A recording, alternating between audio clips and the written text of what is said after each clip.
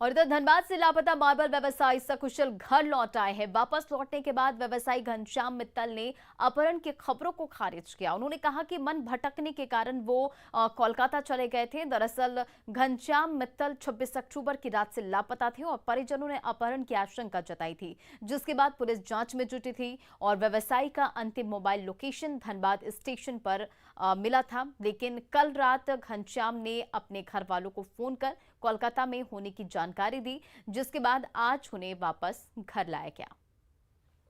ऐसा कुछ नहीं, हम 3 बजे तक तो अपनी दुकान पे ही थे। उसके बाद हम अचानक मेरा क्या दिमाग में आया, हम निकल गए और निकलने के टाइम ऐसा कुछ नहीं, हम फिर ऑटो में बैठे बैठे हमको क्या दिमाग में आया, हम स्टेशन गए, टिकट लिए और ब्लैक डायमंड में बैठ गए।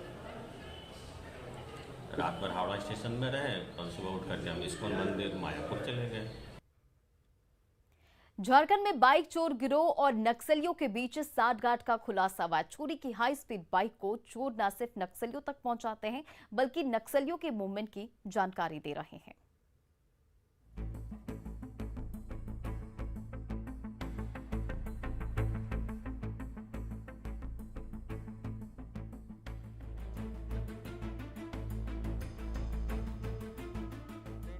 झारखंड में बाइक चोर गिरोह नक्सलियों के लिए मुखबिरी का काम कर रहे हैं।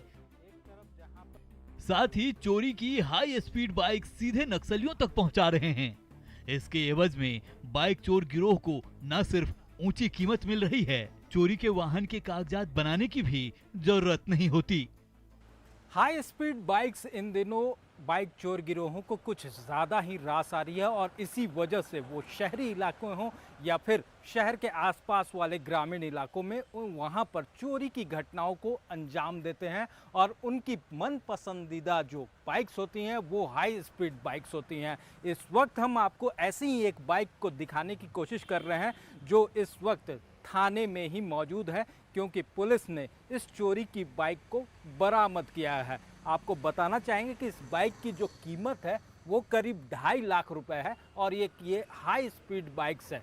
हम आपको ये भी बताने की कोशिश कर रहे हैं, इन हाई स्पीड बाइक्स को जो वाहन चोर गिरोह हैं वो शहरों में या फिर आम लोगों को नहीं बेचते हैं, बल्कि वो बेचते हैं नक्सलियों या फिर स्प्लिंटर्स ग्रुप को, क्योंकि वहाँ से उन्हें 4 गुना कीमत तो मिलती ही है, वहीं दूसरी तरफ उन्हें पेपर वर्क करने की भी ज़रूरत नहीं पड़ती है।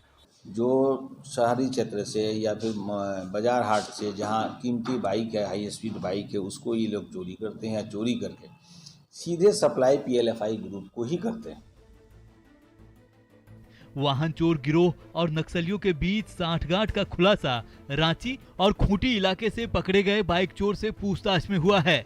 रांची के लापुंग इलाके से पिछले दिनों कई बाइक चोरों की गिरफ्तारी हुई थी। जिन स्पीड बाइक्स की हम बात कर रहे हैं उनका इस्तेमाल इन्हीं जंगलों में काफ़ी बड़े पैमाने पर नक्सलियों द्वारा किया जाता है। नक्सली पुलिस को चकमा देने के लिए इन बाइक्स का इस्तेमाल करते हैं, ताकि जब तक पुलिस उन तक पहुंचे उससे पहले वो वहां से मूव कर पाएं। तो इन जंगलों में नक्सलियों के लिए कहीं ना कहीं ये जो बाइक्स हैं वो रामबाण का काम करते हैं। साफ तौर से पुलिस के लिए एक चुनौती है।